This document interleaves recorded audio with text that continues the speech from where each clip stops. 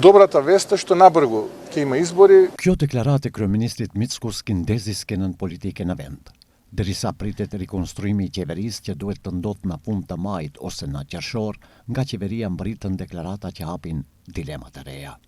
Lideri socialdemokrat Venko Filipçe e mirëpriti këtë deklaratë, thotë se janë të gatshëm për zgjedhje kur do të mbahen. Je služna izjavata. Pretpostavljam дека станува збор за парламентарни избори, zato što snimува пари. E dëgjova deklaratën dhe supozoj se bëhet fjalë për zgjedhje parlamentare, për shkak se mungojnë paratë dhe nuk kanë çfarë të bëjnë tani. Ne jemi të gatshëm për zgjedhje kurdo të ndodhin. BDI vazhdimisht kërkon që të shkohet në zgjedhje të parakohshme parlamentare me retorikën se vlen nuk ka legjitimitet të jetë pjesë e qeverisë. Ne kam kërkuar që ditën e parë zgjedhjet parakohshme të ketë, është befasi. Nesër me pas zgjedhje, Je I gatshëm.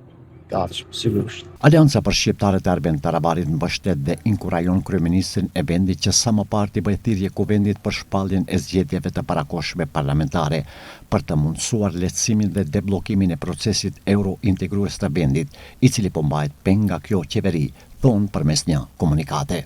Për shqiptarët, zgjedhjet janë shpëtimi vetëm nga përfaqësuesit e pafuqishëm të shqiptarëve vlen, të cilët kanë tradhtuar rënd pritshmëritë e shqiptarëve.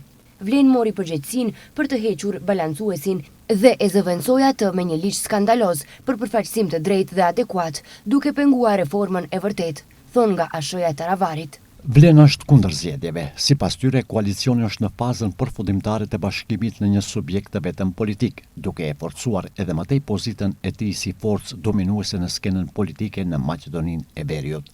Kësaj, siç thonë nga Vlen, edhe zyrtarisht konfirmohet si forca e dytë politike në vend. Qeveria ka shumicë stabile dhe të konsiderueshme, me tendencë që të zgjerohet edhe më tej.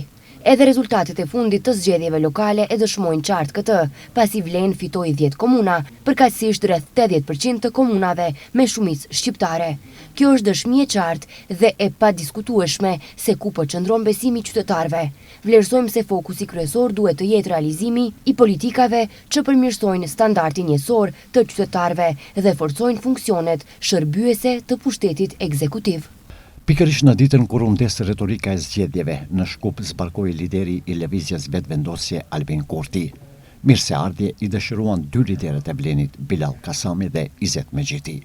Së bashku me kryeministrin e Kosovës Albin Kurti, si dhe përfaqësues të Vlenit, kanë ndjekur shfaqjen për të hekurave në teatrin shqiptar në Shkup.